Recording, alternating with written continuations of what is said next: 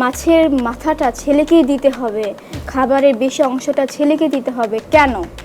আমি একটা মেয়ে, আমাকে কেন দেবে না? আমার বাবাকে এসে বলতো বেশিরভাগ যে যেই কালো মেয়ের জন্ম দিয়েছ 5 লাখ টাকা ছাড়াও তো বিয়ে দিতে পারবে না। আমাদের সমাজে একটা কথা আছে না যে মায়ের থেকে মাসির দরদ বেশি।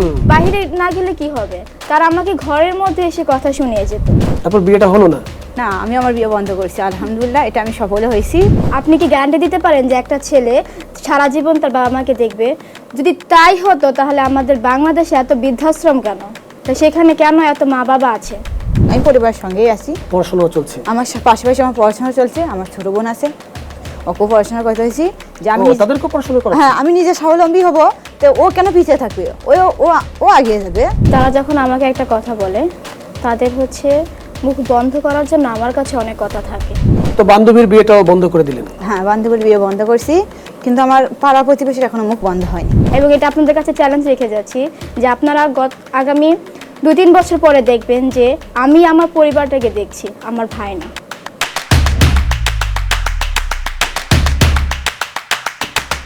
সুপ্রিয় দর্শক, স্বাগত জানাচ্ছি আমাদের নিয়মিত অনুষ্ঠান মাই স্টোরিতে।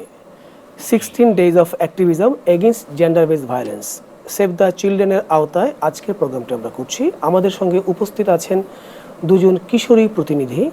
একজন এসেছেন বাংলাদেশের গাইবান্ধা জেলার প্রত্যন্ত অঞ্চল থেকে, তিনি হচ্ছেন রুমানা। আর আরেকজন এসেছেন রায়ের বাজার থেকে, তিনি হচ্ছেন রুকসানা। কেমন আছেন আপনারা? আলহামদুলিল্লাহ, ভালো আছি। আপনি কেমন আছেন? ভালো আছি। ভালো আছি। আচ্ছা, আপনারা ভীষণ সাহসী দুজন কিশোরী নারী, রাইট? হ্যাঁ, জি। কিরকম সাহসী আপনারা?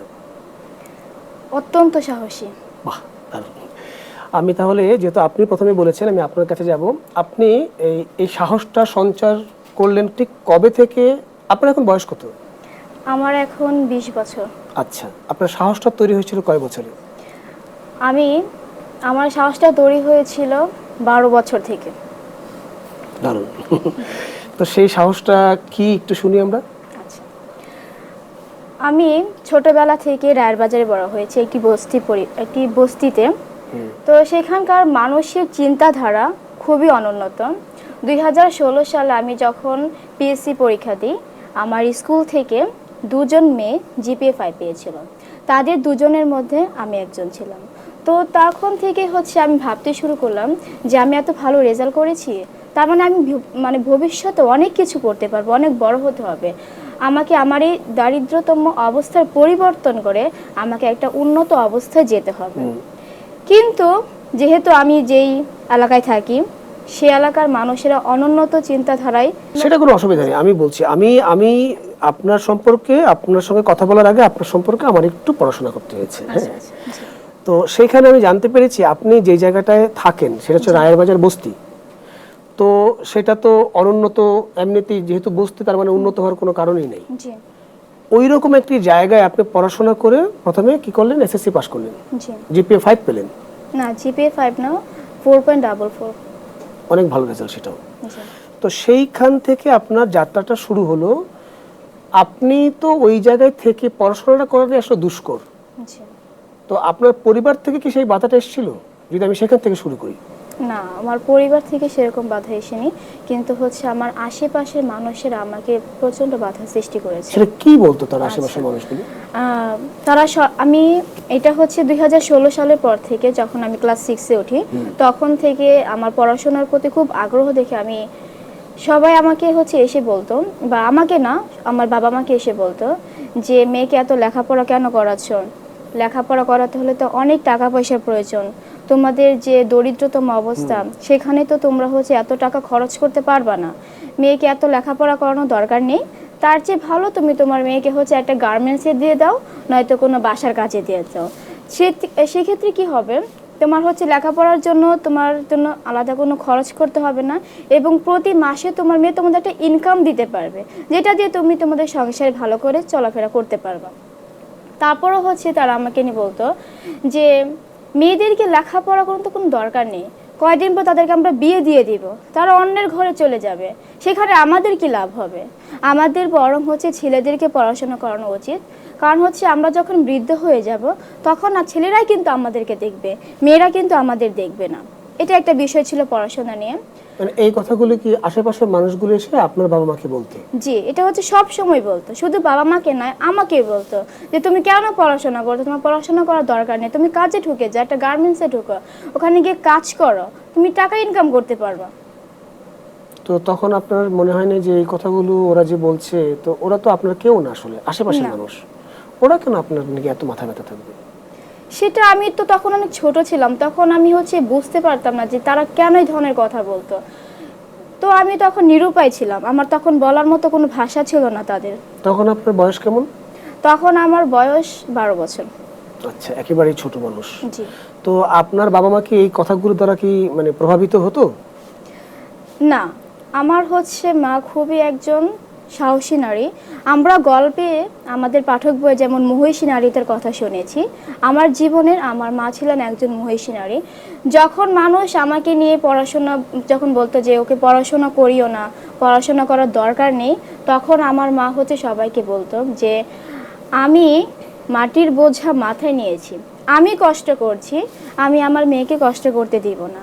আমি চাই যে আমার মেয়ে একটু পড়াশোনা করুক, পড়াশোনা করার মাধ্যমে সে একটা কোনো ছোটোখাটো চাকরি তো পাবে, সে চাকরি করে যেন তার হচ্ছে জীবনটা চলে যায়, আমার মতো যেন এত পরিশ্রমের কাজ তাকে কখনোই করতে না হয়। মানে এটা আপনার মায়ের ইচ্ছে ছিল? জি। আপনার মা আসলে খুব সাহসী, তা না হলে ওই রকম একটা পরিস্থিতি থেকে এইরকম কথা বলার জন্য একটা জোর লাগে। আপনার ভাই বোন কয়জন? আমরা 2 ভাই বোন, আমার বড় ভাই আছে এবং আমি। আচ্ছা, আপনার বাবা কি করতেন তখন? আমার বাবা একজন রিক্সা চালক।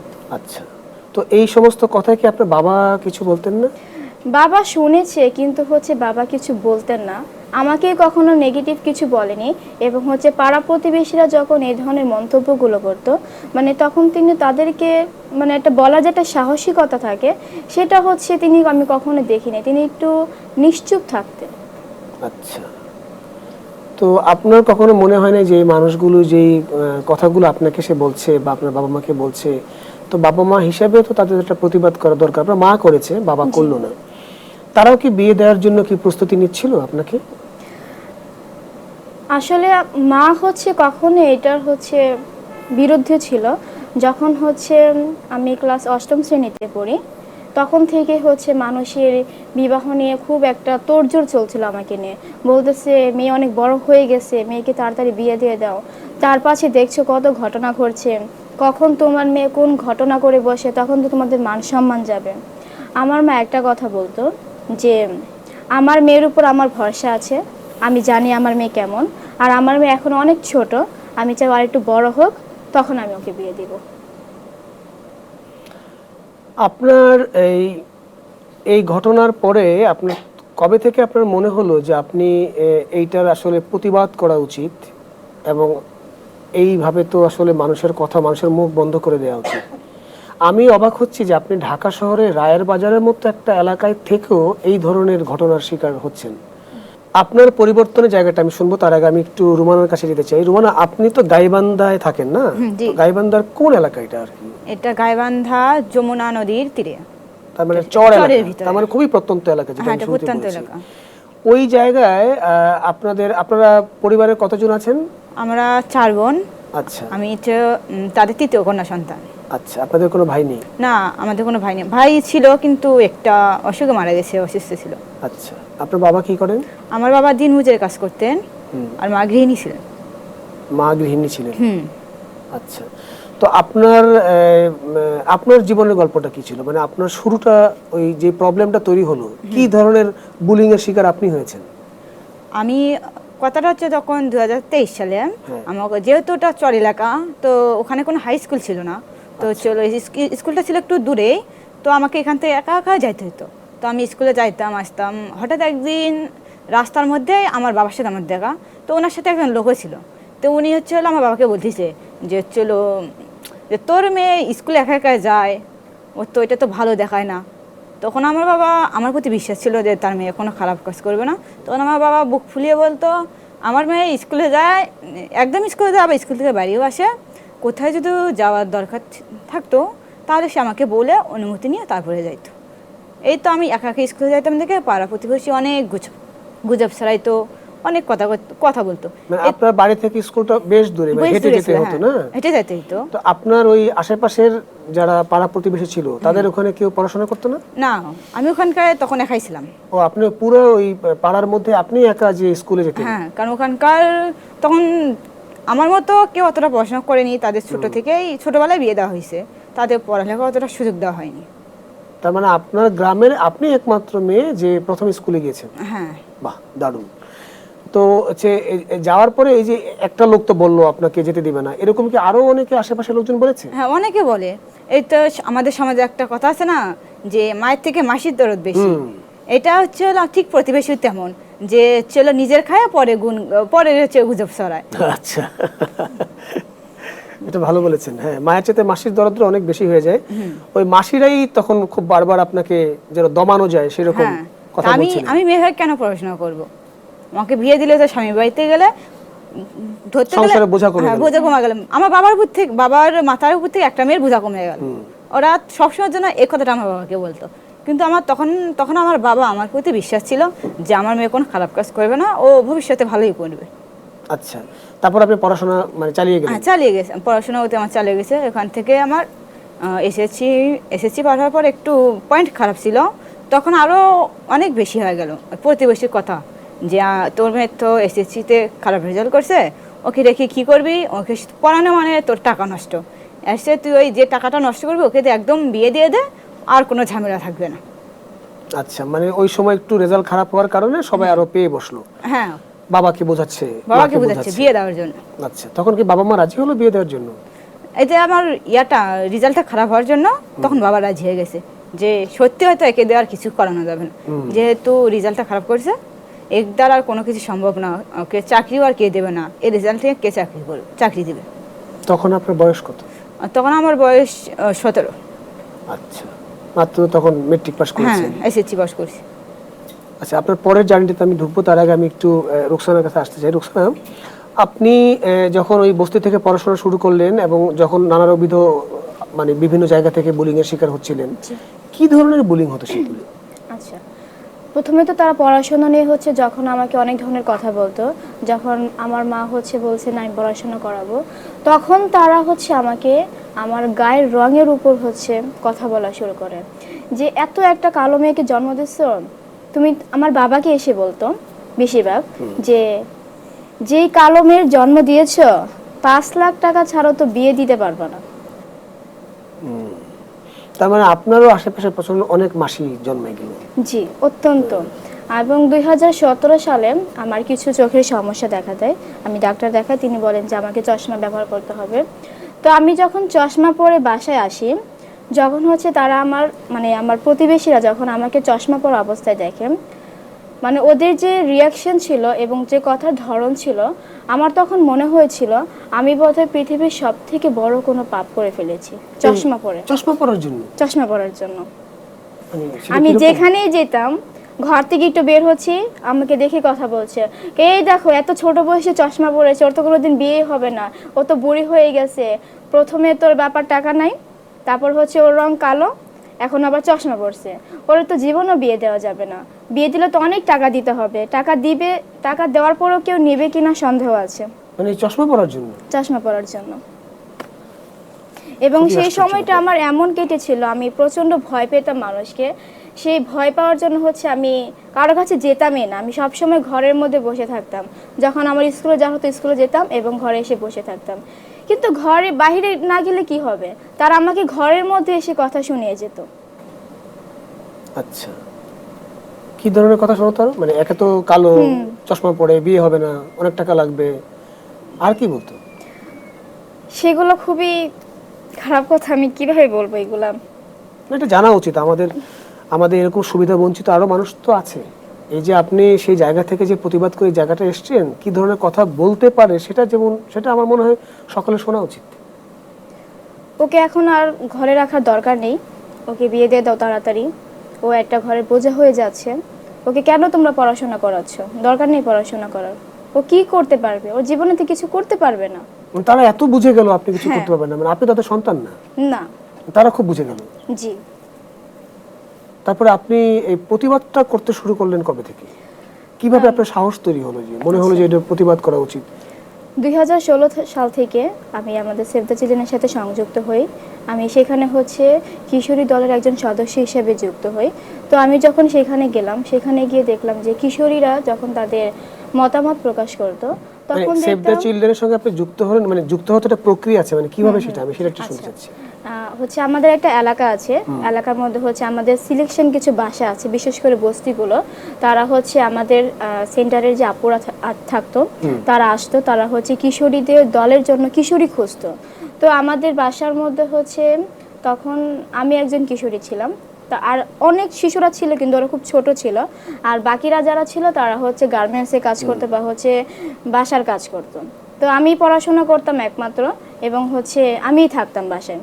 তো তারা হচ্ছে আমাকে সেখানে কিশোরী দলে নিয়ে গেল, আমি সেখানে গেলাম, সেখানে গিয়ে কিশোরীদের সাথে পরিচিত হতে লাগলাম, এবং তাদের গল্পগুলো হচ্ছে ঠিক আমার মতোই ছিল। আচ্ছা, মানে ওদের জীবনে এরকম অনেক ওদের গল্প আছে। জীবনে এই ধরনের গল্প আমি শুনতে লাগলাম। তো তারপর হচ্ছে আমাদের সংস্থার মাধ্যমে আমি বিভিন্ন ধরনের ট্রেনিং করি, দক্ষতা অর্জন করি, এবং তখন আমার মনে হয়েছে এটা আমার সাথে ঘটছে, আমার হচ্ছে চারপাশে ঘটছে, এটা তো বন্ধ করা দরকার, এটা তো একটা সামাজিক ব্যাধি। এটা যদি এই চিন্তাধারা যদি সবসময় মানুষের মাঝে থাকে তাহলে আমাদের সমাজটা তো কখনো এগোতে পারবে না, এবং আমাদের নারীদের এগিয়ে যাওয়ার পথে এটা হচ্ছে খুবই বাধা সৃষ্টি করবে। তো তখন হচ্ছে আমি আমার দলের সাথে এটা নিয়ে আলোচনা করি যে আমাদের এটা নিয়ে কাজ করা দরকার।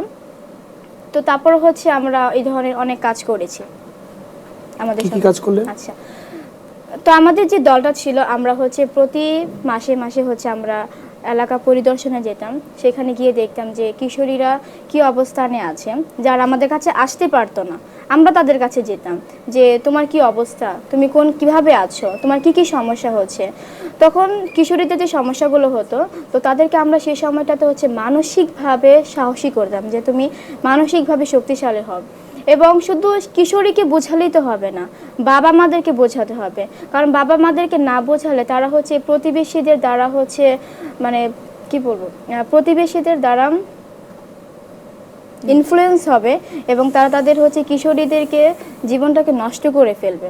তো তখন হচ্ছে বাবাদেরকে মাদেরকে হচ্ছে আমরা বাসায় বাসায় গিয়ে কাউন্সেলিং করতে লাগি। তারপর হচ্ছে আমরা 2-3 মাস পর পর আমাদের সেন্টারে নিয়ে এসে তাদের সাথে আমরা মিটিং করছি। তো যখন কিন্তু এটা তো আপনার সাংগঠনিক ভাবে আপনি অন্যদেরকে বোঝাচ্ছেন। জি। হ্যাঁ, আমি জানতে চাচ্ছি যে আপনার নিজেরই যখন এত সমস্যা আপনার আশেপাশে, জি সেটা আগে কিভাবে উত্তরালেন? তারপরে তো অন্যকে অ্যাডভাইস দেওয়ার জন্য আপনি নামলেন, জি। কিন্তু আপনি যে সমস্যার মধ্যে পড়ে আছেন সেইটা এই বাধাটা অতিক্রম করলেন কিভাবে? আপনি সেভ দ্য চিলড্রেনে যুক্ত হলেন, আপনি যখন স্কুলে যাচ্ছেন তখন তো আশেপাশের মানুষজন নানা রকমের কথা বলছে, তো আপনি যখন এই প্রোগ্রামে যুক্ত হয়ে যখন বিভিন্ন জায়গায় যাচ্ছেন তখনও তো নিশ্চয়ই মানুষরা আপনাকে অনেক কথা বলেছে, জি। সেই জায়গাটা অতিক্রম করলেন কিভাবে? আচ্ছা, কিছু কিছু সময় হচ্ছে আমি এটা মনে করেছি যে ওরা হয়তো নির্বোধ, ওদের সে অক্ষর জ্ঞানতা নাই, তার জন্য তারা এই ধরনের কথা বলছে। কারণ হচ্ছে আমি যখন বাইরে যাচ্ছিলাম তখন দেখতাম যে মানুষ কত কিছু করে ফেলতে পারছে। আমি দেখতাম যে একটা প্রত্যন্ত অঞ্চল থেকে একটা মানুষ এসে বড় বড় অবস্থানে যাচ্ছে, বড় বড় কিছু করছে। তখন আমি ভাবলাম যে আমাকে এগুলোকে অ্যাভয়েড করতে হবে, কারণ এগুলো যদি হচ্ছে আমি যদি এরকমই চিন্তা ভাবনা করি বা ওদেরকে যদি আমি হচ্ছে প্রশ্রয় দিই বা হচ্ছে ওদের কথাগুলো আমি সবসময় মনে রাখি, তাহলে হচ্ছে এটা আমাকে এগিয়ে যাওয়ার পথে অনেক বাধা সৃষ্টি করবে। এবং এটার মধ্যে হচ্ছে আমার মা যেমন একটা হচ্ছে ভূমিকা করেছে, খুব গুরুত্বপূর্ণ ভূমিকা রেখেছে, এবং তার সাথে হচ্ছে আমার একজন ফুফাতো ভাই ছিল, রিয়াদুল ইসলাম রলিম, তিনি হচ্ছে আমাকে এটার মধ্যে অনেক বেশি আরও সহযোগিতা করেছে। তিনি হচ্ছে আমার ভাই, একাধারে আমার ভাই, আমার শিক্ষক এবং আমার উৎসাহদাতা। তিনি বাবা মাকে সেই ছোটবেলা থেকে এখন পর্যন্ত বুঝিয়ে যাচ্ছে যে রোকসানাকে পড়াশোনা করতে হবে, ওকে পড়াশোনা করতে দাও, ওকে পড়াশোনা করলে জীবন বড় কিছু করতে পারবে। এবং আমাকে সবসময় বুঝিয়েছে যে তুমি এই মানুষগুলোর কথা শোনো না, তুমি জীবনে যখন একটা পর্যায়ে যাবে, সমাজে যখন তোমার একটা অবস্থান তৈরি হবে, এই পিছনের মানুষগুলা যখন তোমাকে এত কথা বলছে, মানে তোমাকে নিয়ে এত সমালোচনা করছে, কোনো কিছু ভাবছে না কিছু বলার আগে, তুমি যখন একটা অবস্থান তৈরি করতে পারবে নিজের সমাজে, তখন সেই পিছনের মানুষগুলো যখন তোমাকে নিয়ে একটা কটূক্তি কথা বলবে, তখন তারা 10 বার চিন্তা ভাবনা করবে যে ওকে নিয়ে আমি এই কথাটা বলবো কি বলবো না। তো তিনি আমাকে এই সাহসটা জুগিয়েছিলেন। এবার আমি রুমানার কাছে যাই। রুমানা, আপনাকে যখন ওই বিয়ের জন্য আবার তোড়জোড় শুরু করলো, জি। ওইটা কিভাবে মোকাবেলা করলেন? ওইটা 2024 সালে শিশু এসকেএস ফাউন্ডেশনের সেভ দ্য চিলড্রেনের আওতায় আমাদের গ্রামে একটা শিশুদের জন্য কর্মসূচি হয়। ওখানে কিশোরী দলে আমি অন্তর্ভুক্ত হই। প্রতি মাসে সেশনগুলো ছিল, ওখানে আমি প্রত্যেকটা সেশনে অংশগ্রহণ করতাম। আচ্ছা, আপনি তো গাইবান্ধা একদম প্রত্যন্ত অঞ্চলে, তার মানে হ্যাঁ। ওইখানেও সেভ দ্য চিলড্রেন গিয়েছে। ওখানে এসকেএসের আওতায় সেভ দ্য চিলড্রেন ওখানেও কাজ করছে। এই তথ্যটা আপনি কোত্থেকে জেনেছেন? মানে ওরা ওখানে যাওয়ার পরে জানলেন নাকি কারো মাধ্যমে জেনেছেন? এসকেএস থেকে অনেক আপু চাইতো আমাদের এলাকা, যে অনেক তো শিশু বাচ্চাও ছিল, কিশোরের মেয়েদেরও, ওদের প্রতি মাসে ওদেরকে অনেক কিছু তথ্য দেওয়ার জন্য যাইতো। আমি তাদের কাছ থেকে এটা শুনেছি। আচ্ছা, তখনই তাদের কাছ থেকে জানলেন যে এখানে এরকম ঘটনাগুলি ঘটে এবং একটা সংগঠন আছে, জি। এবং এদের আওতায় সেভ দ্য চিলড্রেনের আওতায় তারা কাজ করে। হ্যাঁ, আচ্ছা, তারপর আপনি যুক্ত হলেন। আমি ওখানে যুক্ত হলাম।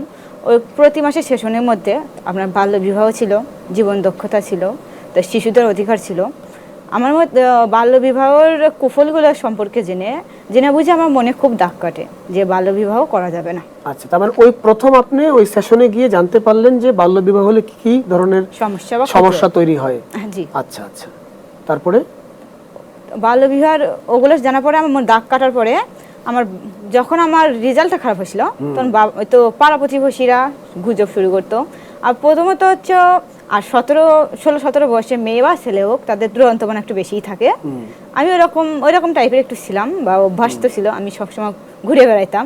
তো এই ঘুরে বেড়ানোর জন্য প্রতিবেশীরা আমার বাবার কাছে আমার নামে হচ্ছিল কমপ্লেন করতো যে মেয়েটাকে এরকম কাজ ছাড়িয়ে দিছিস, তো কোনোদিন এক দুর্ঘটনা করে তোর সম্মান ডুবাই দিই। কি ধরনের ঘুরে বেড়াইতেন? মনে করেন একটু বাজারে যাইতাম, অনেক কিছু কেনাকাটা করতাম, মনে করেন শখের জিনিস থাকেই তো সবার, এগুলো করতাম দেখে প্রতিবেশীরা সহ্য করতাম। ও আচ্ছা, তাদের কাছে মনে হতো একটা মেয়ে এরকম ঢ্যাং ঢ্যাং করে। একটা মেয়ে কেন এরকম করে বেড়াবে? একটা মেয়ে ওই ঘরের ভিতরে থাকবে, ঘরে কাজকর্ম করবে, এসব নিয়ে সে স্বাধীন থাকবে, এগুলো ছিল তাদের কথা। তো তারপর আপনি আপনার এই বাল্য বিবাহ সম্পর্কে আপনি জানলেন। হ্যাঁ, জানার পরে তারপরে কিভাবে বন্ধ করলেন? এটা হঠাৎ একদিন আমার বাবা আমাকে বলতেছে যে তোমার বিয়ে ঠিক করছি। আমি এটা শুনে তো হতবাক হয়ে পড়ি। তা আমি প্রথমে বাবার কাছে, একটা মেয়ে তার মায়ের সাথে ফ্রেন্ড বা বন্ধু হিসেবে সম্পর্কই থাকে, তা আমি প্রথমে আমার মাকে বললাম যে বাবা এগুলো কি বলতেছে?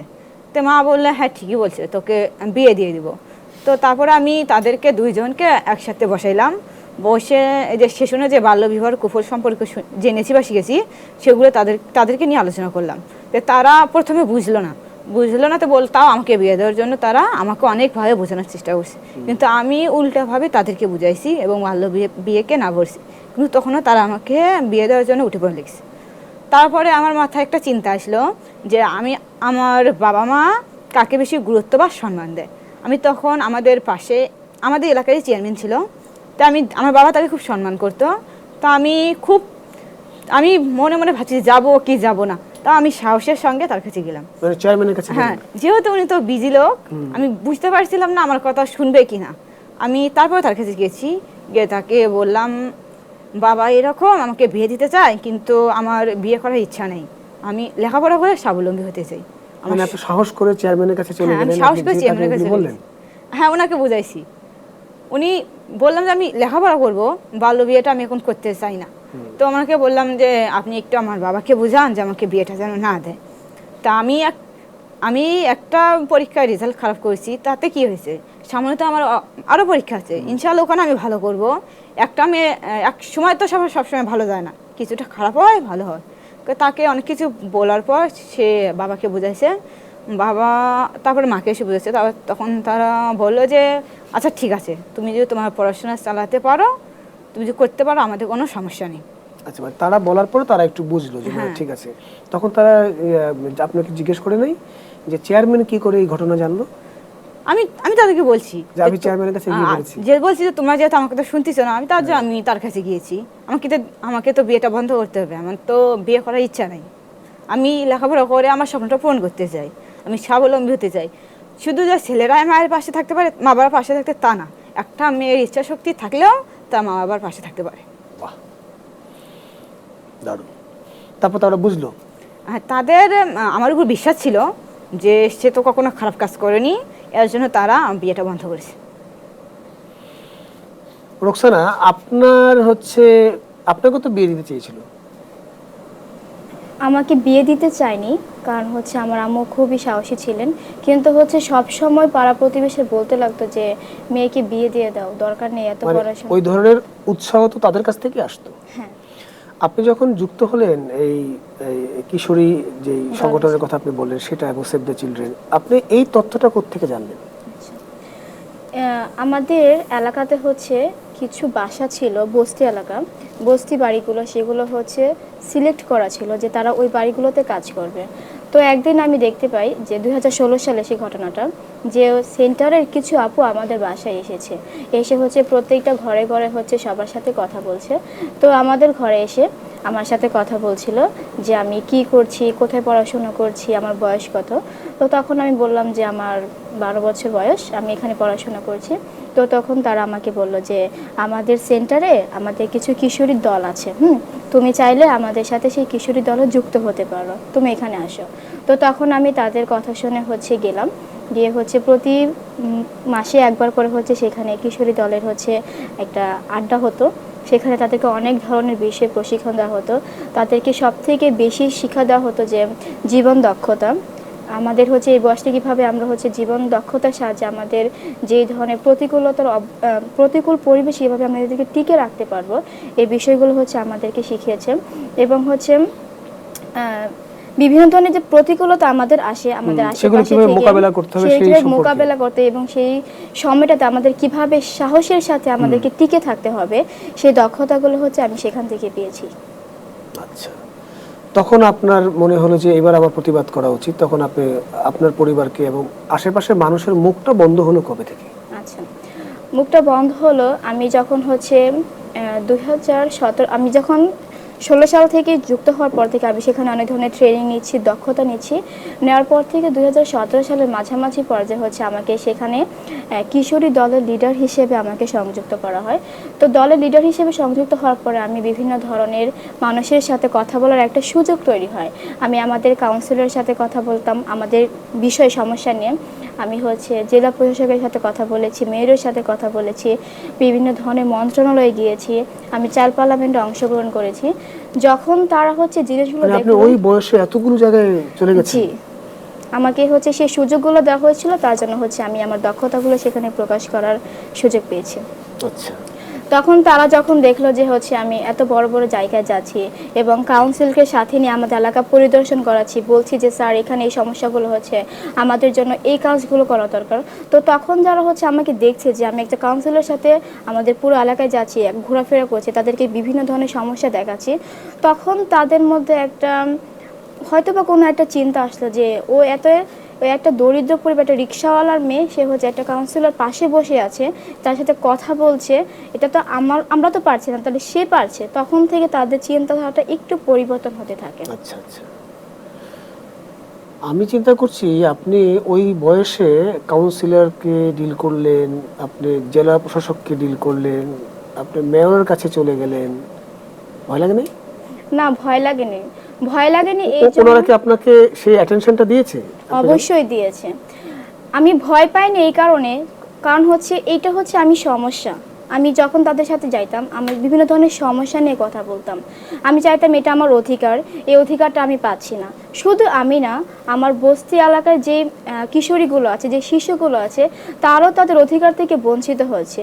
যেই বিষয়গুলো হচ্ছে আমাদের দ্বারা সম্ভব নয়, অনেক বিষয় আছে যেগুলো হচ্ছে আমরা প্রশাসনের দ্বারা সম্ভব। তো সেখানে আমার সুযোগ হয়েছে এবং সেখানে হচ্ছে আমি আমার ভয়েসটাকে রেজ করেছি এবং তারাও সেটাকে মূল্যায়ন করেছে এবং সেই সমস্যার সমাধান তারা এগিয়ে আসছে। আমরা যখন সেখানে কাজ করেছিলাম, আমরা হচ্ছে 2016 সালের পর থেকে আমি হচ্ছে প্রায় 18টা বাল্যবিবাহের সাথে সংযুক্ত ছিলাম, যে বাল্যবিবাহগুলো আমরা বন্ধ করতে সক্ষম হয়েছি। আচ্ছা, 18টা বাল্য বিবাহ আপনি বন্ধ করেছেন? শুধু আমি না, আমাদের পুরো হচ্ছে যে টিম ছিল, আমরা হচ্ছে সবাই মিলে হচ্ছে আমরা হচ্ছে সেই বাল্যবিবাহগুলো বন্ধ করতে সক্ষম হয়েছি। এবং হচ্ছে যখন হচ্ছে করোনা আসলো, করোনার সময় তো হচ্ছে আমরা যে ক্রাইসিসগুলো দেখেছি, সেই সময় আমাদের এলাকায় এমন একটা পরিস্থিতি তৈরি হচ্ছে যে প্রতি কয়েকদিন পর পর হচ্ছে মেয়েদেরকে বিয়ে দিয়ে দিত। কেন, তাদের কি চিন্তা থেকে তারা এই ধরনের কথা ভেবেছে আমরা এখনো বুঝতে পারছি না। তারা হচ্ছে বিয়ে দিচ্ছিল। তো তো তখন আমাদের যে হচ্ছে কিশোরী দলের যারা সদস্য আছে তাদেরকে হচ্ছে আমরা এমনভাবে তৈরি করেছি, তারা একে হচ্ছে একজন লিডার। প্রত্যেকটা বাড়িতে আপনি যদি যান সেখানে হচ্ছে একজন করে কিশোর লিডার আপনি পাবেন, এবং তাদের অধিকার সম্পর্কে খুবই সজাগ এবং খুবই তীব্র প্রতিবাদী। তারা যখনই যে ঘটনাগুলো হচ্ছে দেখতো শুনতে পেত, তারা সঙ্গে সঙ্গে হচ্ছে আমাদেরকে বলতো। হ্যাঁ, তখন আমরা হচ্ছে সব ক্ষেত্রে হচ্ছে আমরা নিজেরা যেতাম না, কারণ এটাতে আমরা তো সে এলাকায় থাকি, আমাদের হচ্ছে কিছু আমাদেরও ক্ষতির একটা বিষয় থাকে। তো আমরা সেখানে আড়ালে থেকে আমরা সেখানকে প্রশাসনকে পাঠাতাম যে স্যার এখানে এই বাল্যবিবাহটা হচ্ছে, আপনি এটা বন্ধ করুন। এভাবে আমরা অনেকগুলো বাল্যবিবাহ বন্ধ করতে সক্ষম হয়েছি। আপনারা আগে থেকে জেনে তারপর ওনাদেরকে ইনফর্ম করতেন যে এখানে নিজেরা ফেস হতেন না নানাবিধ কারণে আর কি। তারপর 2022 সালে একটা এমন ঘটনা ঘটেছিল যে আমাদের একজন কিশোরীর সাথে একজন মধ্যবয়স্ক লোক যৌন হয়রানিমূলক কাজ করার চেষ্টা করেছিল, যদিও সেরকম কিছু করতে পারেনি। তো তারপরে সেই কিশোরীটা হচ্ছে আমাদের সাথে যোগাযোগ করে যে আমার সাথে এরকম ঘটনা ঘটার চেষ্টা করে। তো সেটা হচ্ছে আমরা আমাদের কাউন্সিলরকে জানাই, এবং কাউন্সিলর সেখানে যায়, সেখানে গিয়ে সেই লোকটার সাথে কথা বলার পরে সেটা সত্যতা জানতে পারে। জানার পরে হচ্ছে সেই লোকটাকে হচ্ছে তিনি খুবই শাস্তি দেন, শাস্তি দেওয়ার পর হচ্ছে তাকে সেই এলাকা থেকে বিতাড়িত করে দেয়। বাহ, দারুণ কাজ করেছেন, অভিনন্দন পাওয়া উচিত আপনাদের। আপনাদেরকে নিশ্চয়ই কাউন্সিলর বা অন্য জায়গায় আপনাদেরকে আপনার সাহসের তো প্রশংসা তারা করেছে, এবং আপনার এলাকাতে যে মানুষের দৃষ্টিভঙ্গিটা পরিবর্তন হলো, ওই এলাকাতে কি আপনি এখনো আছেন? জি, আমি ওই এলাকাতেই আছি, এবং হচ্ছে এখনো কিছু মানুষের চিন্তা ভাবনা এখনো আছে। তো সেগুলো পরিবর্তন করার জন্য হচ্ছে আমাদের একটা নাট্য দল আছে, আমরা হচ্ছে পথনাটক করি। আমাদের পথনাটকের বিষয়গুলো হচ্ছে বাল্যবিবাহ রোধ, বাল্যবিবাহের কুফল এবং কি কি সমস্যা হতে পারে একটা নারীর ক্ষেত্রে, এটা হচ্ছে পুরুষের ক্ষেত্রে, তারপর হচ্ছে মাদক, তারপর হচ্ছে শিক্ষার গুরুত্ব, নারীদের শিক্ষা আমরা কেন করাবো, এটা হচ্ছে আমরা তাদেরকে শেখাই। একটা প্রবাদ আছে না যে ছবি কথা বলে, যে আপনি অনেক পেজ হচ্ছে তাকে পড়াচ্ছেন, সে কিছুই বুঝছে, কিন্তু একটা ছবি যখন দেবেন তখন সে সব কিছু বুঝে যাবে। তো সেরকম আমরা যখন তাদেরকে বোঝাচ্ছি, অনেকে বুঝছে অনেকে বুঝছে না, তখন আমরা একটা পথ বেরকম যে আমরা কিছু অভিনয়ের মাধ্যমে করি। তখন আমরা পথনাটক শুরু করলাম, এবং তার মধ্যে এখন অনেকে সচেতন হয়েছে, আমরা অনেককে সচেতন করতে সক্ষম হয়েছি, এবং বর্তমানে হচ্ছে ওখানে এখন তারা হচ্ছে মেয়েদের পড়াশোনা করার ক্ষেত্রে খুবই আগ্রহী দেখাচ্ছে। এই যে অভিনয় করে যে জিনিসটা বোঝানো সম্ভব, এই চিন্তাটা কার মাথা থেকে আসছে? আপনার না, আমাদের হচ্ছে সংস্থার মাধ্যমে এটা তৈরি হয়েছে। আমাদের হচ্ছে দল ছিল, নাট্য দল, সেখানে হচ্ছে আমাদেরকে প্রশিক্ষণ দেওয়া হতো। আমাদের যে স্ক্রিপ্টগুলো ছিল সেগুলো আমরা নিজেরাই লিখতাম। আচ্ছা, আমরা নিজেরা লিখে আমরা নিজের অভিনয় করতাম, এবং করে আমরা সেখানে হচ্ছে পারফরমেন্স করে মানুষকে বোঝাতে সক্ষম হয়েছিলাম। তো যেখানে আপনি স্কুলে যেতে পারতেন না, মানুষের সাথে কথা বলতো, সেখানে আপনি এখন অভিনয় করছেন। জি, এটা নিয়ে আর কোনো সমস্যার সম্মুখীন হতে হয়নি? এটা এই জন্য হয়নি, কারণ হচ্ছে যখন তারা দেখতে পাচ্ছে যে আমি কাউন্সিলের সাথে ঘোরাফেরা করছি, আমার পরিবারের হচ্ছে মানে আমার পরিবার হচ্ছে আমাকে খুব মানে তাদের কথা শুনছে না, আমাকে প্রায়োরিটি দিচ্ছে, সেখানে বাকিদের কথা বন্ধ হয়ে গেছে, সেখানে তারা আর কিছু বলার সাহসই পায়নি। এখন আপনি কিসে পড়াশোনা করছেন? এখন হচ্ছে আমি 2024 সালে এইচএসসি পরীক্ষা দিয়েছি, উত্তীর্ণ হয়েছি আলহামদুলিল্লাহ। এখন হচ্ছে আমি পাবলিক বিশ্ববিদ্যালয়ে পড়াশোনা করার জন্য প্রিপারেশন নিচ্ছি, ভর্তি। বাহ, অত্যন্ত সফলতার পরিচয় আপনি দিয়েছেন, এবং এখনো আপনি এরকম নিষ্ঠার সাথে সততার সঙ্গে কাজ করে যাচ্ছেন, সত্যি প্রশংসনীয়। রুমানা, জি, তারপর বিয়েটা হলো না? না, আমি আমার বিয়ে বন্ধ করছি, আলহামদুলিল্লাহ, এটা আমি সফল হয়েছি। আপনারও তো থ্যাংক ইউ পাওয়া উচিত, আপনি আপনার নিজের বিয়েটা বন্ধ করতে পেরেছেন, তারপরে আপনি অন্যদের জন্য আর কি কাজ করা শুরু করলেন? অন্যদের প্রথমে তো আমার হচ্ছে হলো বাল্যকাল, মানে প্রাইমারি যখন স্কুলে পড়তাম তখন থেকে আমার একটা বান্ধবী ছিল, তো আমরা একসাথে পড়ছি, এখনো একসাথেই আছি। তো ওইরকম আমার একসাথে, এটা কি প্রিয় বান্ধবী? এটা ধরতে গেলে তাই, যেহেতু প্রাইমারি লেভেল থেকে একসাথেই, তো এখনো আমার সাথে আছে, আমরা দুজন একই কলেজে পড়াশোনা করতেছি। তো হচ্ছিল ওর হচ্ছিল কিছুদিন ওই আমার যখন ক্লাস 10-এ পড়তাম তখন ওর হচ্ছিল বিয়ে দেওয়ার হচ্ছিল সিদ্ধান্ত নিল ওর পরিবার। তো ও আমাকে এসে বললো যে দেখ আমাকে না এরকম এরকম করতেছে। তো আমি ওর বাড়িতে গেলাম, যার পর আর মাকে বুঝাইলাম, যে বলে দেখেন আপনারা এটা ঠিক কাজ করতেছেন না, যেহেতু ওর প্রথমত ওর তো বয়স 18 হয়নি, ওর তো বাল্যবিবাহ, এটা বাল্যবিবাহ হলে কিন্তু অনেক ধরনের ক্ষতি হতে পারে। তো ওনারা যেহেতু আমি ছোটোবেলা থেকে ওর সাথে ছিলাম, আমাকে ওনারা দেখছে, আমার হচ্ছে ওরা বাড়ি পার্শ্ববর্তী ওনার বাড়ি, আমাকে দেখছি তো ছোটবেলা থেকে, এর জন্য তার ওনাদের মানে আপনাকে খুব ভালো করে তারা হ্যাঁ, চেনে। আমাকে ভালো করে চেনে যে আমি কখনো খারাপ কাজ করিনি। এই যে 15 থেকে 18 বছর বয়সী মেয়ে বা ছেলে, এদের তো তখন উঠতি বয়স, তখন কিন্তু তাদের হচ্ছিল আবেগটা প্রবণতা একটু বেশিই হয়। আর এটা যদি আমরা মানে লেভেলে যে পার করে যেতে পারি তখন কিন্তু আমরা জীবনে সফল হতে পারবো। কারণ যেহেতু ওই আবেগে যদি আমরা না জড়াইয়া একটা ভালো ভালো রেজাল্ট বা উত্তীর্ণ করতে পারি তাহলে জীবনে সফল হওয়া যাবে। এর জন্য ওরা আমাকে দেখছে, দেখার পর বলছে, ভাবছে যে মেয়েটা তো কখনো খারাপ কিছু করেনি, এর জন্য ওরা আমার কথা বিশ্বাস করে এবং হচ্ছিল বিয়েটা বন্ধ করছে। তো বান্ধবীর বিয়েটাও বন্ধ করে দিলেন? হ্যাঁ, বান্ধবীর বিয়ে বন্ধ করছি, কিন্তু আমার পাড়া প্রতিবেশীর এখনো মুখ বন্ধ হয়নি। ও, তাদের মুখ এখনো বন্ধ হয়নি? না, আমার হচ্ছিল, আমার তো ফ্রেন্ড তো একটা না, বান্ধবী বলতে তো 3-4টে করে থাকে। আচ্ছা। তো আরেকজন ছিল, তো হচ্ছে দরিদ্র পরিবারের কারণে কলেজে উঠে তারপর হচ্ছে ঢাকায় চলে আসে। আচ্ছা। ঢাকায় চলে আসে, তো জানি না আর কেমনে কি হয়েছে, একটা ছেলের সাথে পালাইয়া বিয়ে করছে। তো হ্যাঁ, পালাইয়া বিয়ে করার পরে তো লোক তো জানাজানি হবে, খবর তো আর লুকায় থাকে না। তো ওটা এখন পাড়া প্রতিবেশী আমাকে বলতেছে যে তোর বান্ধবী এই কাজ করছে, তুই কবে কি করবি?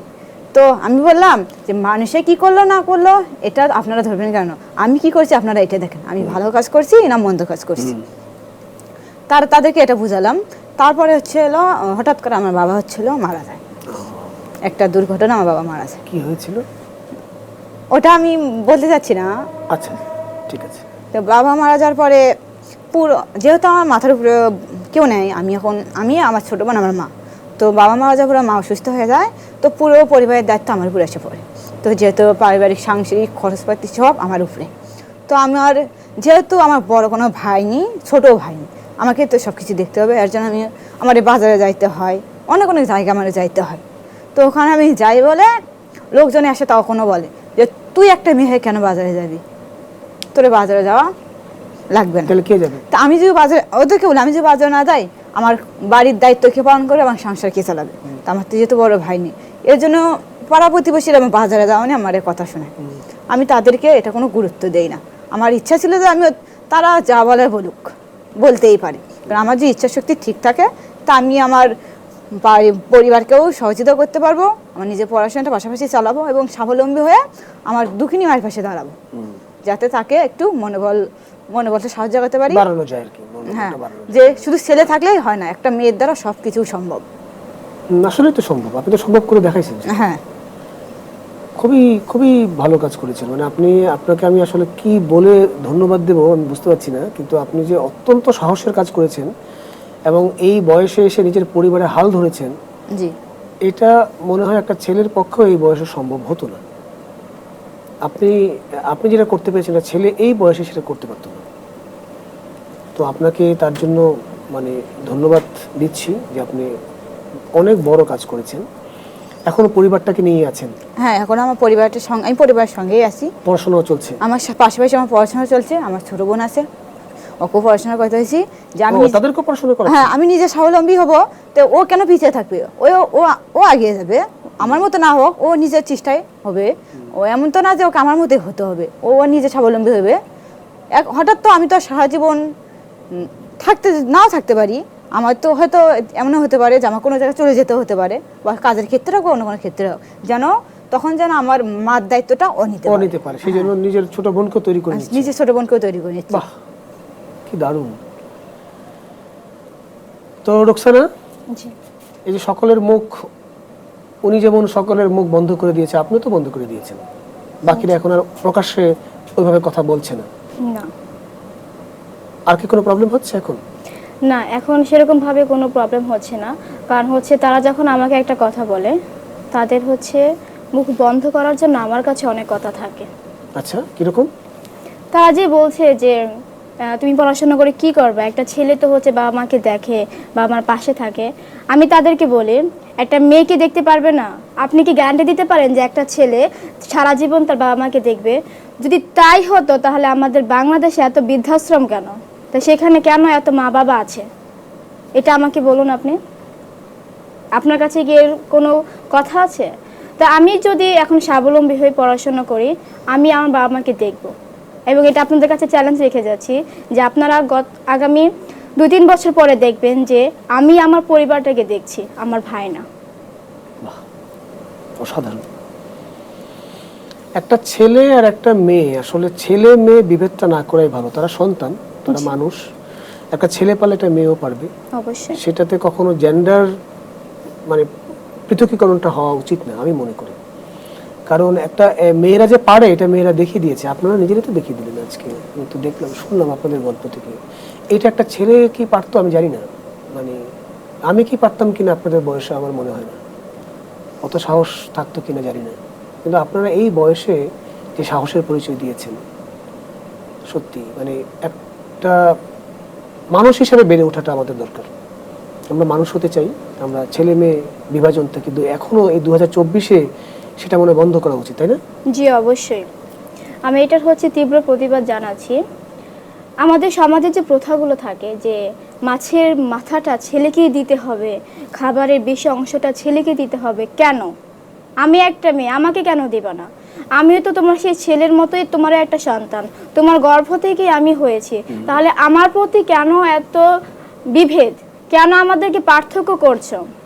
একটা ছেলে যেমন বেড়ে ওঠার জন্য যে বিষয়গুলো দরকার, পড়াশোনা, খাবার, স্বাস্থ্য, তারপর হচ্ছে পোশাক, তার ইচ্ছে পূরণের জন্য আমরা সব কিছু করেছি। তাহলে আমি একটা মেয়ে বলে আমার যা যা দরকার, আমার শিক্ষা, তারপর আমার বস্ত্র বা হচ্ছে আমার স্বাস্থ্যের জন্য, আমার ইচ্ছা পূরণের জন্য আমি যা করতে চাই, সেগুলোর ক্ষেত্রে কেন আপনি আমাকে বাধা দিচ্ছেন? আমি প্রত্যেকটা বাবা মাকে বলতে চাই যে আপনারা দুটি সন্তানের মধ্যে কখনোই পার্থক্য করবেন না। দুটি সন্তানই আপনার সম্পদ। আপনারা দুজনকেই হচ্ছে সমান অধিকার দেন, সমান সম্পদ দিয়ে তাদেরকে হচ্ছে বেড়ে তুলুন। একটা বয়সের পরে একটা ছেলে যেমন আপনাকে দেখবে, একটা মেয়েও আপনাকে দেখবে, যদি আপনারা সেই সুযোগটা মেয়েদেরকে তৈরি করে দেন। এবং আমি এটাও বলতে চাই যে সমাজের যে মানুষগুলো আমাদেরকে মেয়েদেরকে নিয়ে যে কথাগুলো শোনে, এই কথাগুলো আপনারা কখনোই শুনবেন না। সেই ছোট বয়সে আমার মা বাবা যদি শুনতো যে মেয়েটাকে গার্মেন্টসে দিয়ে দিই বা বাসার কাজে দিই, তাহলে অনেক টাকা ইনকাম করতে পারবো, তাহলে আজকে আমি যে জায়গাটা বসে আছি, আমি এই জায়গাটা বসে থাকতে পারতাম না। আমি হয়তো কোনো গার্মেন্টসের কোনো ফ্যাক্টরিতে বসে থাকতাম, হয়তো বা কোনো গৃহকর্মীর কাজ করতাম। আমি নিজেকে তৈরি করতে পেরেছি শুধুমাত্র বাবাদের সেই সাহসিকতার জন্য। তো আপনারা আপনাদের সন্তানকে সেভাবে সহযোগিতা করুন।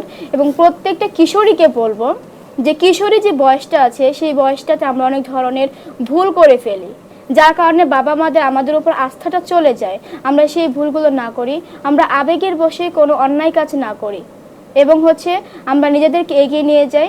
আমরা এটা বলতে চাই, আমরা ছেলে মেয়ে দুজনেই সমান। আমরা যদি সমান সুযোগ পাই, তাহলে আমরা নিজেদেরকে আরও বেশি আমরা নিজেদেরকে প্রতিষ্ঠিত করতে পারবো। রোমান, একদম শেষের জায়গায় আমরা আছি, তো শেষে এসে কি কিছু বলতে চান কিনা? হ্যাঁ, আমি বলতে চাই এটা আমার কিশোরী বোনদের জন্য হতে পারে, বোনদের জন্য, এবং পুরো কিশোরী মা বাবা এবং পুরো দেশের জন্য। আমার পাশে একটা ভাই ছিল, ধরতেন গ্রাম সম্পর্কে। তো ওনার হচ্ছে দুটো ছেলে একটা মেয়ে, তো মেয়েটা হচ্ছে সবচেয়ে ছোটো। তো ওনাদেরকে বললাম, তো ওকে হচ্ছে প্রাইমারি স্কুলে দিয়েছে, তো ওদের হচ্ছে ছেলেদের কেজিতে পড়ে। তো আমি বললাম ওদেরকে কেজিতে পড়াচ্ছেন, তো ও কী দোষ করছে? করছে ও মেয়ে, ও একটু বেশি না, একটু পড়াশোনা করলেই হবে, ওকে তো বিয়ে দিয়ে দেবো। তা আমি এখানে বললাম যে ও মেয়ে হতে পারে, তো ওরা দুজন ছেলে, তোমার তফাৎ কি? আপনি তো তিনজনকে জন্ম দিয়েছেন, তো তফাৎ কিসের জন্য? তো ও মেয়ে বলে আর ওরা ছেলে বলে, ওরা কি আপনাকে দেখবে কেন? একটা মেয়ের পক্ষে কি সম্ভব না আপনাদেরকে দেখার? তারপরে এটা যদি যাওয়ার পরে কিন্তু ওরা শুনে না, পরে কি করছে এটা আমি জানি না। কিন্তু আমার দেশবাসী মেয়েদের জন্য, একটা কিশোরী মেয়েদের জন্য একটাই আমার হলো কথা, যে তারা কখনো যদি বাল্য বিবাহর পরিস্থিতির শিকার হয়, তো প্রথমে যেন তাদের বাবা মাকে বোঝায়। আর বিয়ে ওটা কোনো বিষয় না, বিয়ে একদিন সবাইকে করতে হবে।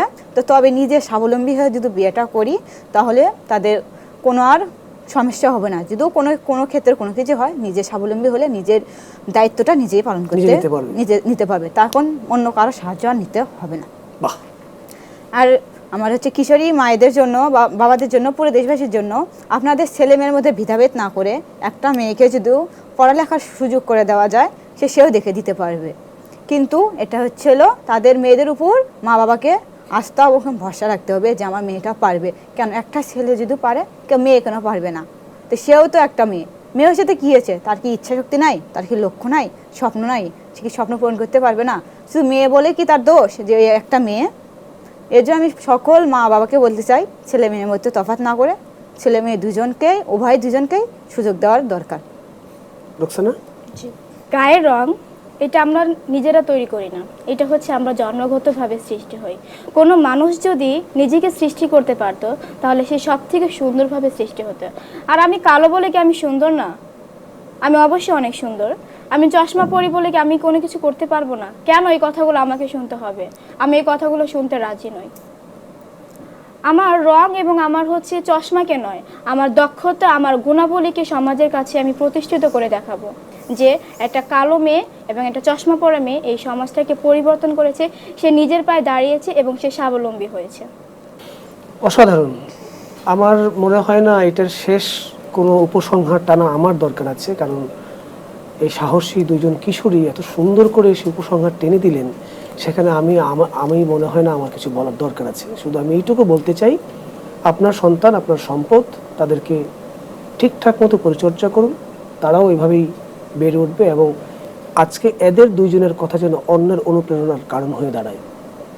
ভালো থাকবেন, সুস্থ থাকবেন। আজকের মতো শেষ করছি এখানে। ধন্যবাদ।